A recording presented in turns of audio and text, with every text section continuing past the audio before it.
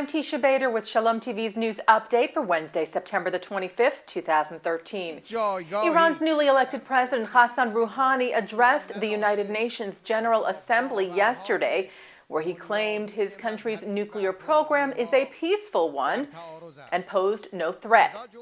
Rouhani pledged to, quote, remove mutual uncertainties with full transparency, but said that this was only possible if Iran's right to continue uranium enrichment for what he said were peaceful purposes is guaranteed.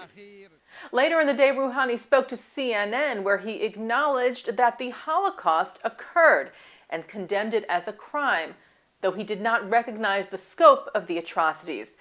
Rouhani, whose predecessor, Muhammad Ahmadinejad, was a known Holocaust denier, told CNN's Christiane Amanpour, "I have said before that I am not a historian, and that when it comes to speaking of the dimension of the Holocaust, it is the historians that should reflect on it." But Rouhani said, in general, "I can tell you that any crime that happens in history against humanity, including the crime that Nazis committed towards the Jews, as well as non-Jewish people, was reprehensible and condemnable as far as we are concerned." Rouhani, however, also took the opportunity to lash out against Israel, condemning its alleged treatment of the Palestinians. He said this does not mean that, on the other hand, you can say Nazis committed crimes against a group, now therefore they must usurp the land of another group and occupy it. He said this too is an act that should be condemned. There should be an even-handed discussion. Israeli Prime Minister Benjamin Netanyahu called Rouhani's UN speech a public relations stunt to fool the West into believing that Tehran has softened its stance on its nuclear weapons program. Netanyahu said it was a cynical speech full of hypocrisy. He had instructed the Israeli delegates at the United Nations to boycott Rouhani's speech and walk out when the Iranian leader took the stand. Netanyahu said, "I won't allow the Israeli delegation to be part of a cynical public relations charade by a regime that denies the Holocaust and calls for our destruction." Netanyahu warned against the Iranian president's, quote, charm offensive, saying that Iran's policy towards Israel has not changed. The Israeli Prime Minister will address the UN General Assembly next Tuesday, where he's expected to focus on Iran and warn the international community to learn from the mistakes with North Korea, which engaged in diplomacy to hide its development of nuclear weapons.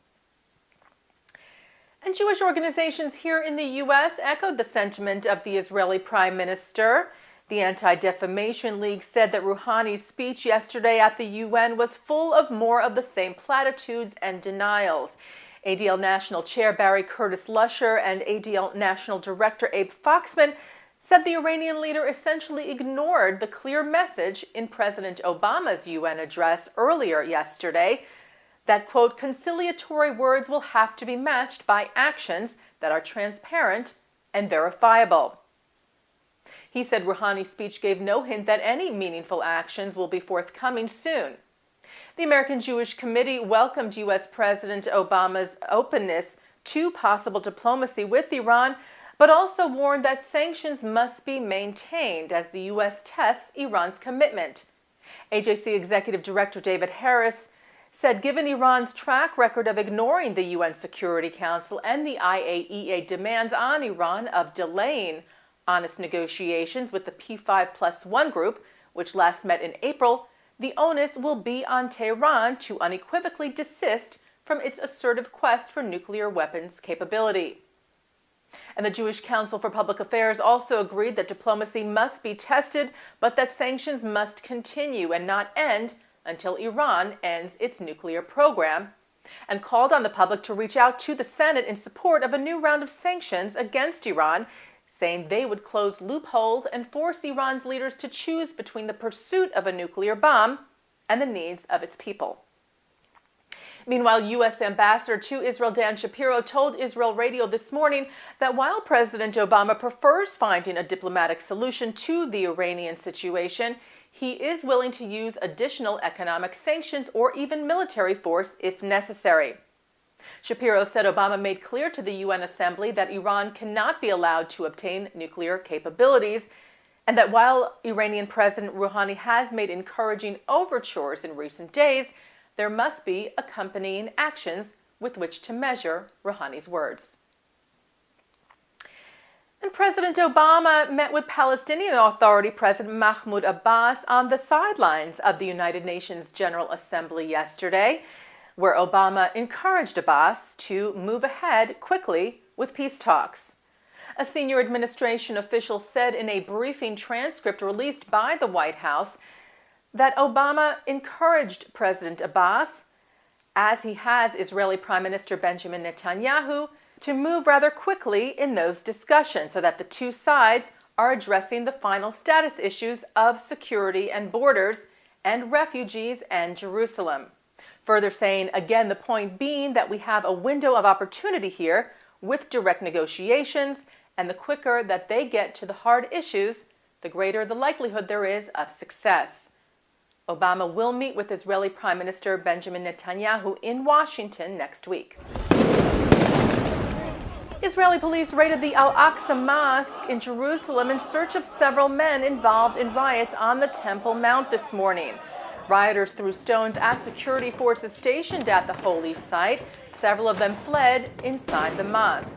Palestinian news agency MAN reported that 7 Palestinian rioters were injured during the raid. Israeli police had closed the site yesterday due to the threat of such rioting. A man who threatened the Or HaTorah school, the Jewish day school in Toulouse, France, where 3 children and a rabbi were murdered last year, has been jailed.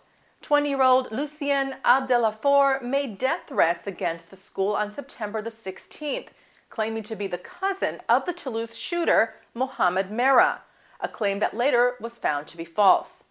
The French daily L'Express reported this week that Abdelafour was ordered jailed for a year over the threats. Kenya's cabinet secretary said that Israeli forensic experts are helping his government comb through the site of the attack on the Westgate Mall in Nairobi. Francis Kamemia wrote on Twitter that leading forensic experts from other countries allowed to join, including Israel and the USA and the UK, but that Kenya was leading the efforts. Israel has had a role in helping the Kenyan government handle the crisis, but the extent of Israel's involvement is not totally clear. 4 major California Jewish foundations have partnered together to bestow $2.85 million to the University of California, Berkeley's Institute for Jewish Law and Israeli Law, Economy and Society.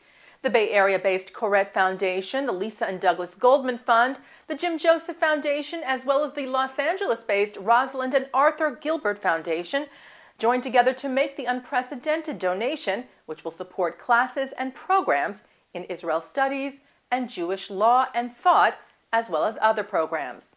Koret Foundation Director Richard Green said of the gift that it will have a profound impact on the students interested in these studies and on the campus as a whole.